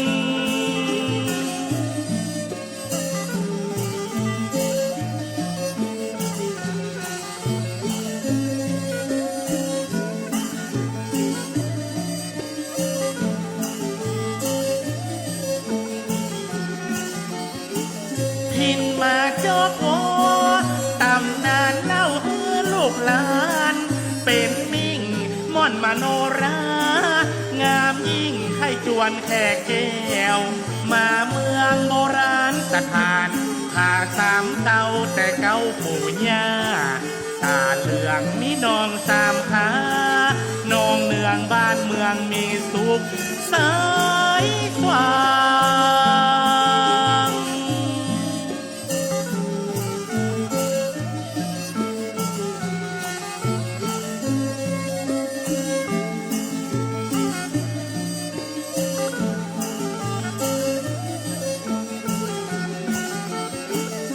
มีอ่างเก็บน้ำไว้พักผ่อนหย่อนใจเดินไปแอวไหนป่ากว้างมีธรรมชาติสาว่างดอกไม้พันไม้นาเป็นที่ท่องเที่ยวเวียงกาหลงดำรงพระศาสนาธนุบำรุงวัดว่าศรัทธาเจ้าบ้านป่าจัน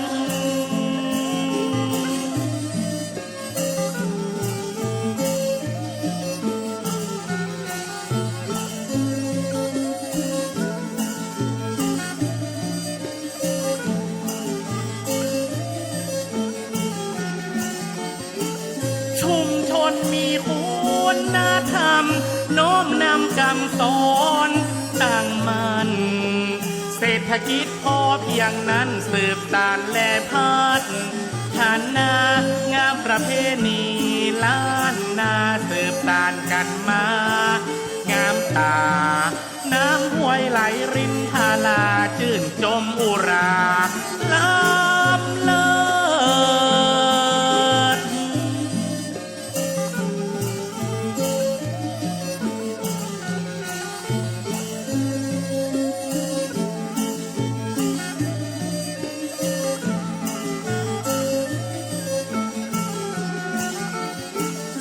พอเจิญมิตรแก้วสหายคำฮับศีลป้อนธรรมประเสริฐนวัดดอนจันทร์ล้ำเลิศเมื่อมาแอวเมืองเสียงไทยขอให้ท่านอยู่ดีมีสุขสนุกสุขเถิน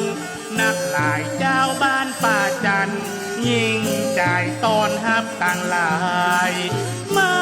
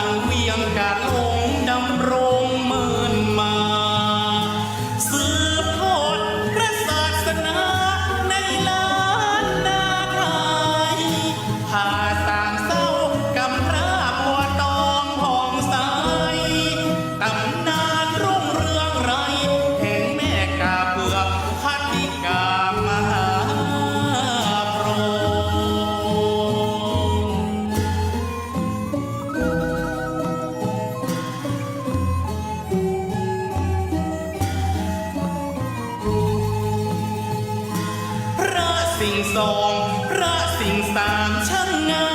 มสม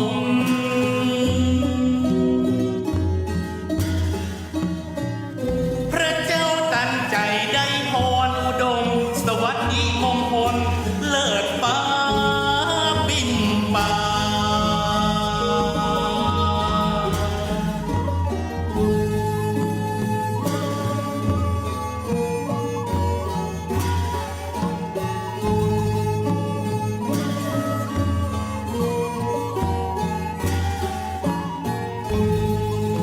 เสี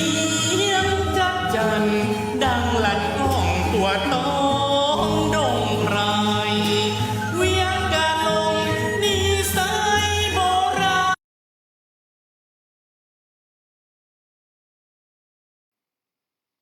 ขอเจริญพรมายังศรัทธาญาติโยมสาธุชน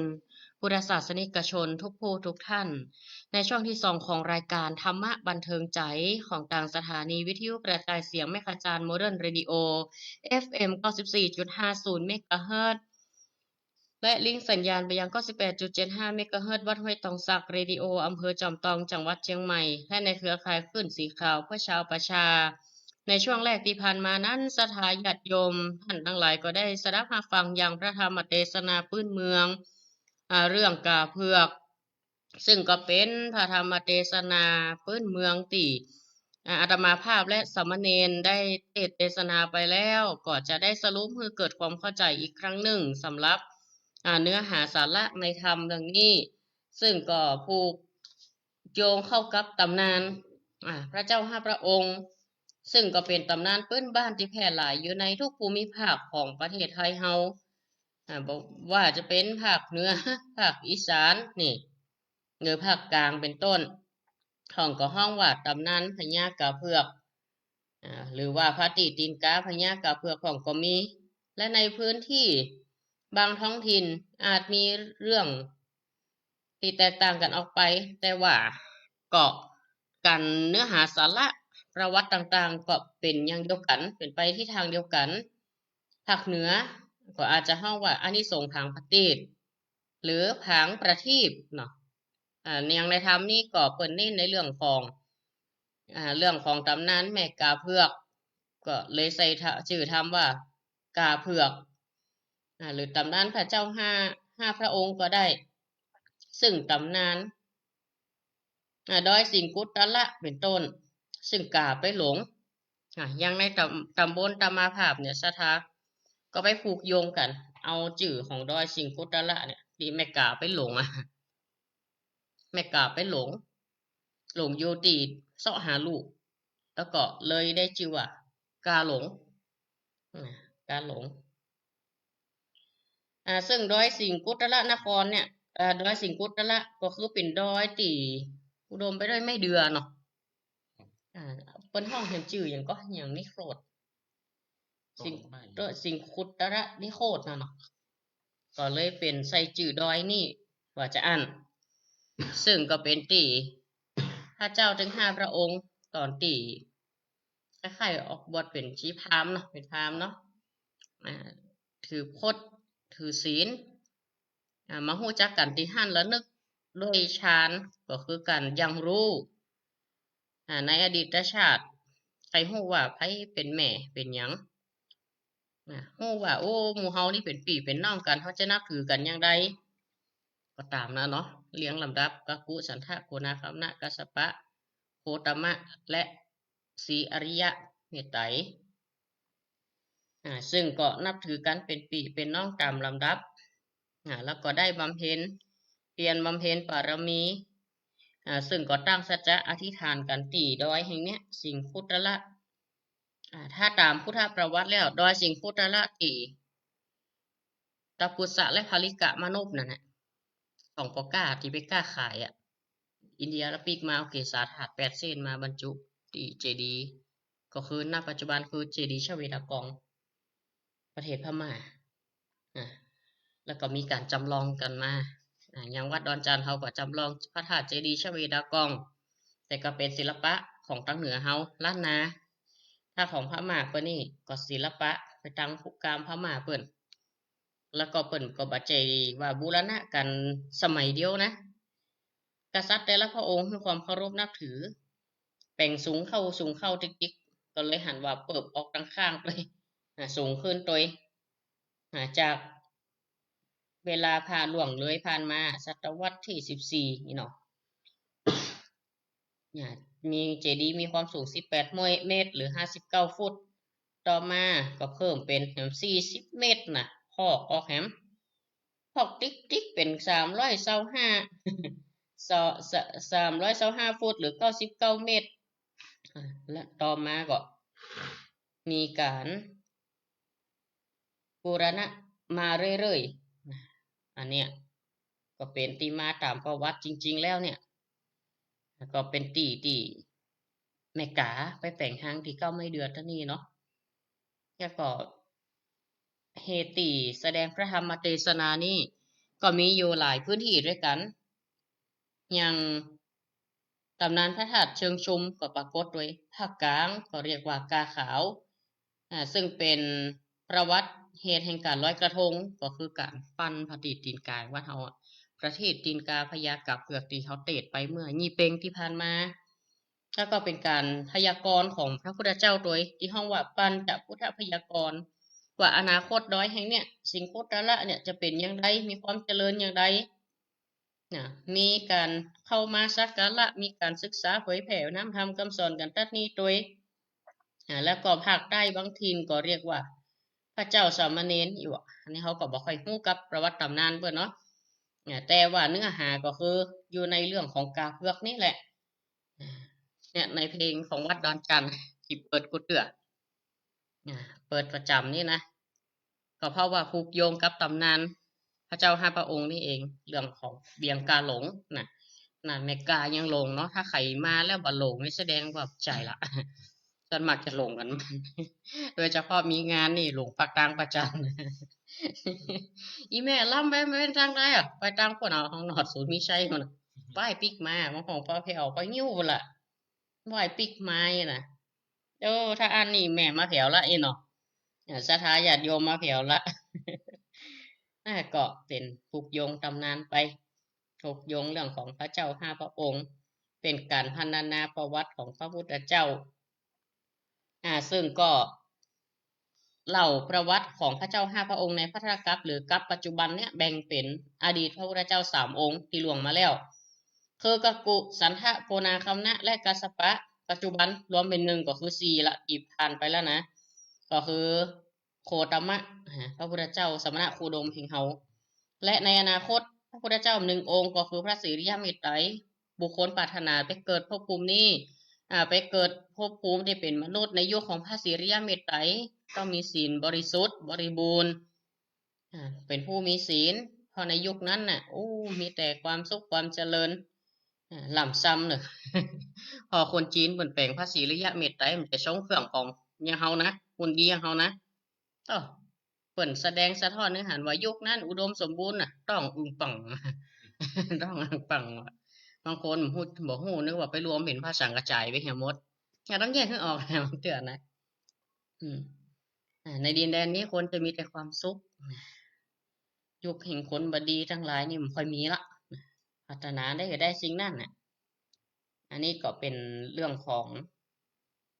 ตำนานพระเจ้าห้าพระองค์สามเณรบรรยายต่อ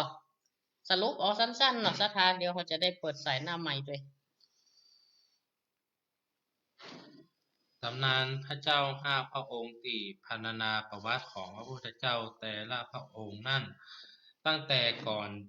เป็นพระพุทธเจ้าจนถึงตรัสรู้เป็นพระพุทธเจ้าและก็จนถึงพระพุทธเจ้าปรินิพพานพระพุทธเจ้าห้าพระองค์นี่ก่อนที่จะตรัสรู้เป็นพระพุทธเจ้านั่นเกิดมาเป็นพี่น้องกันในชาติหนึ่งโดยเกิดมาเป็นลูกแม่กาเปลือกซึ่งได้ออกและระบบฟ้าไข่5แกนไหวตีต้นไม้ใหญ่ภายหลังเกิดพายุใหญ่ปาดหลังกากระจัดกระจายไปไข่กาตั้ง5แกนกระตกลงมาจากเก้าไม้นั่นแล้วก็ถูกพายุพัดไหลตามน้ำไปแม่กาเปลือกเห็นดังเข้าใจว่าลูกของตัวเก่านั่นตายเคยตองใจตายแล้วก็เกิดเป็น คติ ข้าว กา ข้าวคติกามหาพรหมส่วนไข่ถึง5แกนนั่นก็มีแม่สัตว์ต่างๆ เก็บได้แล้วก็นำไปเลี้ยงเป็นบุตร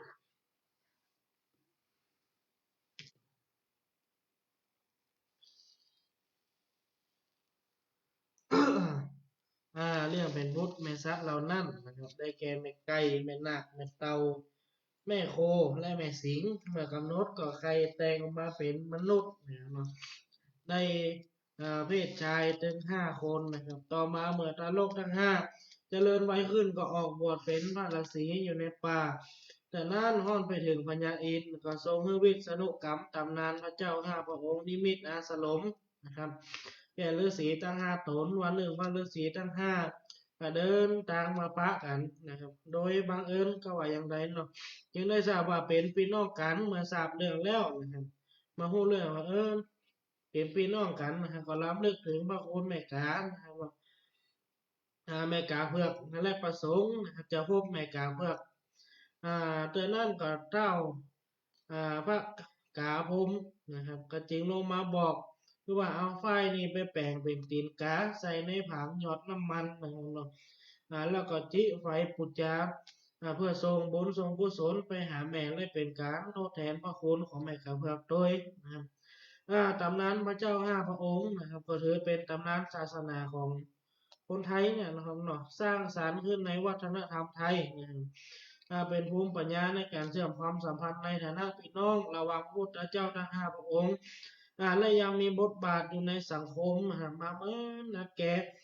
และต่อเนื่องกันเป็นต้นกำเนิดประเพณีนะครับเนาะอย่างเช่นประเพณีไหลเรือไฟนะครับประเพณีหยี่เป้งประเพณีใต้ปฏิบประเพณีตามตุงนะครับแล้วยังมีบทบาทในการเมืองหรือการนำไปได้อิงในกฎหมายตา3 ดวงนะครับและมีบทบาทเป็นแรงบันดาลใจในการสร้างศิลปกรรมต่างๆของพระศรีอริยเมตไตรอีกด้วยนะครับ ก็จะหันว่าบางอย่างในธรรมเนี่ยพระธรรมเทศนาเรื่องกาเพือกตั้งเหนืองเขาเนี่ยห้องก็เชื่อว่าพระศรีอริยเมตไตรเนี่ยบางตำนานอย่างในธรรมเมืองเขานี่จะเป็นคนซักผ้า ครับ คนซักผ้าไปปะนี่นะแต่ในพระไตรปิฎกติบแฮมอีก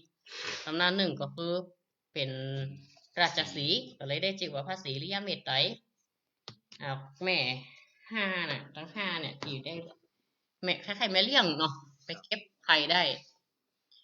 แม่กาหรือคติกามหาพรหมเนี่ยก็บัดเดียวเพิ่นก็อยู่จันทร์สุทธาวาสรอวันเวลาเนาะเพิ่นเอาดอกบัว5 ดอกเนาะเรียงกันเนาะเอาให้ลูกทั้ง5เนี่ยเพื่อจะมาถวายลูกทั้ง5เนี่ยเวลามาเกิดพร้อมกับพระไตรก็เอามาเพื่อว่า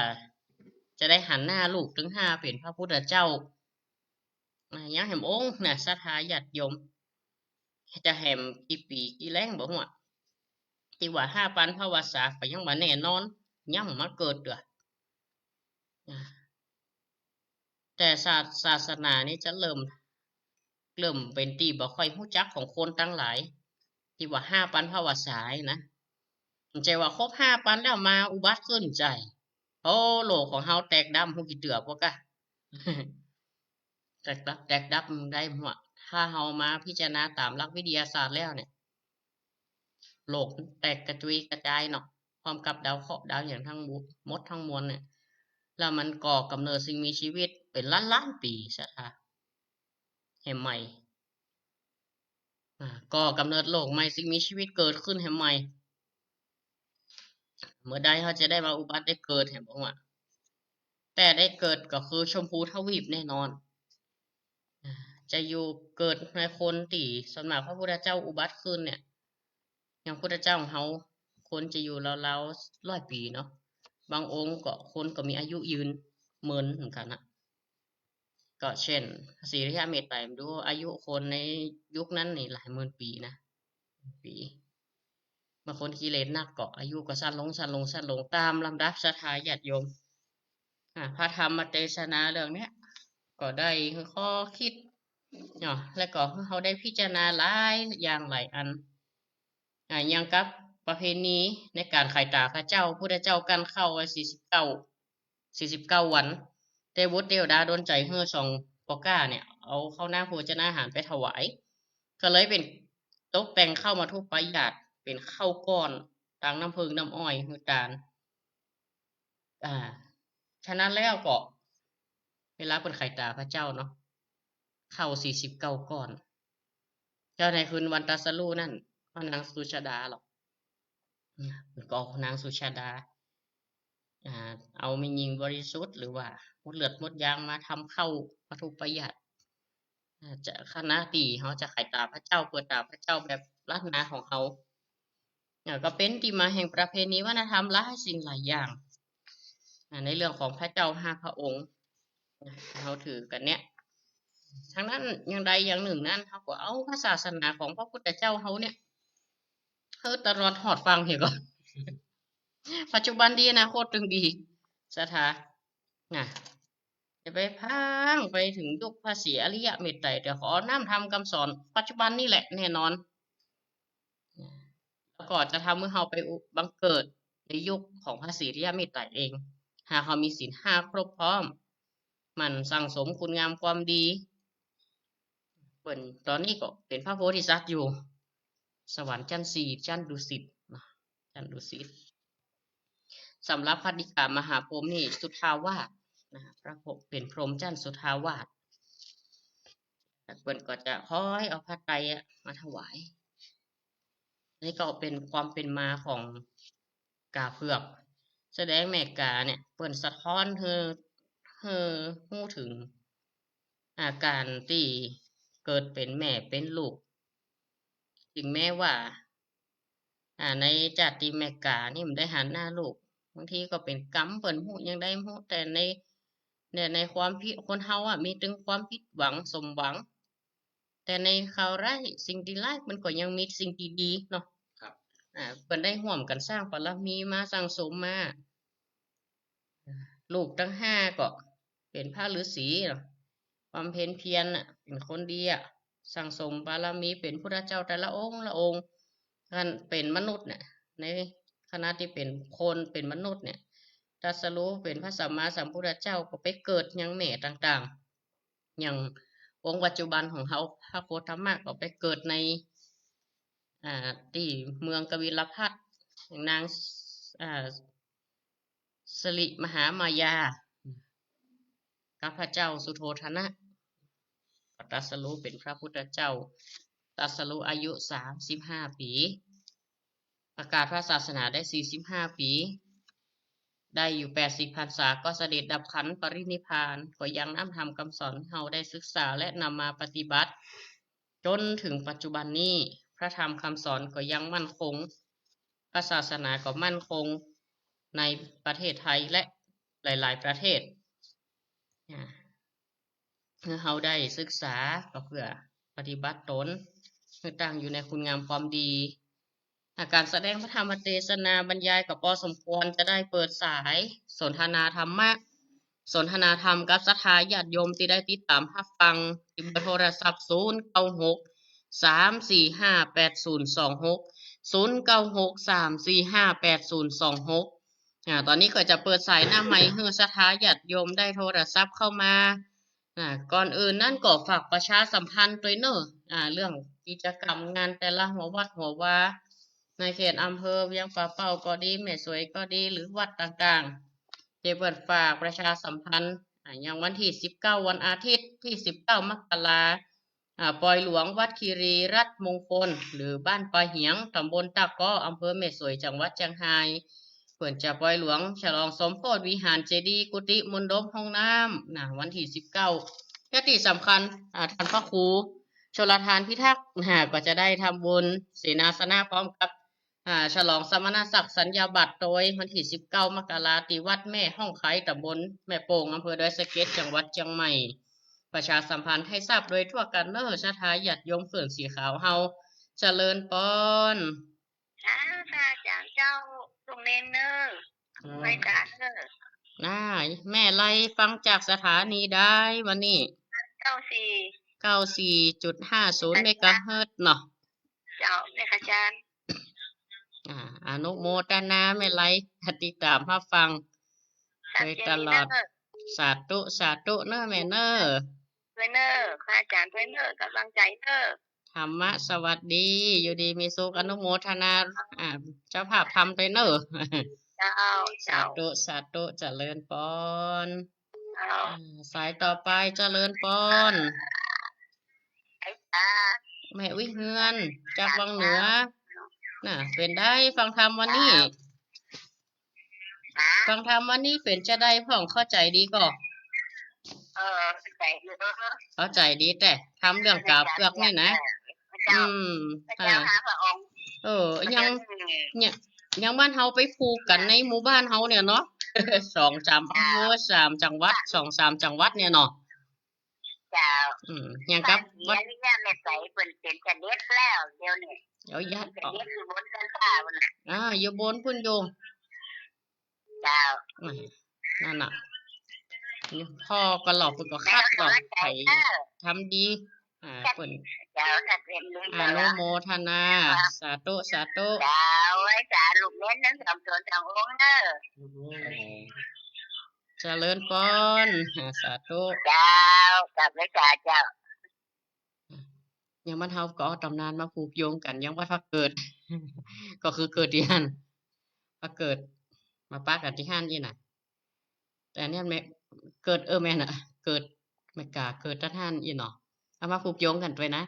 ข้ามมาแถวเวียงกะหลงไม่กล้าซ้อหาใครน่ะเวียนไปเวียนมาก่อมปะมีแถวตำนานวัดผ้าขาวหรือว่าจังหวัดพะเยานะจำบ่ผิดแต่ละหมู่บ้านเนี่ยสอดคล้องกันหมดอะโดยเฉพาะเขตอำเภอวังเหนือเนี่ยหลายหมู่บ้านผูกโยงตำนานเรื่องพระเจ้าห้าพระองค์เรื่องของกาเผือกนี่ตัว เพิ่นก็เอามาผูกโยงกันจัดเดีย เจริญพร โอ้โห จากต่างใด สีละพรสีเตี้ยมันหงละปุนเนอโอ้ฟังธรรมมันแม่กะเผือกยบแล้วยบบริบูรณ์แล้วเนาะ จบบริบูรณ์ เจ้าชัดเจนดีเนอะขึ้น 98.75 วัดห้วยจ่องซากนะเจ้า สาธุสาธุโยมแม่เฮา เจ้า อนุโมทนาเด้อ เป็นกำลังใจให้เน้นสองตนก่อนกะเจ้า เน้นแหม2 ตน เน้นใหม่กับเน้นอมเนี่ย เจ้าเน้นใหม่กับเน้นโอม โอ้เป็นกำลังใจให้เด้อเน้นเด้อเด็ดทำได้หมดแค่หมดแล้วโอ้ขนาดเริ่มเต้นใหม่ๆอยู่นะโอ้อนาคตจะก้าวหน้าเด้อ โอ้วันผูกวันถือว่าจะไปแข่งทักษะแล้วแม่ไปแข่งเตะธรรมน่ะวะ โอ้เป็นกำลังใจให้เด้อเจ้า อนุโมทนา สาธุสาธุ สาธุเด้อเจ้าเด้อ เจริญพร เจ้า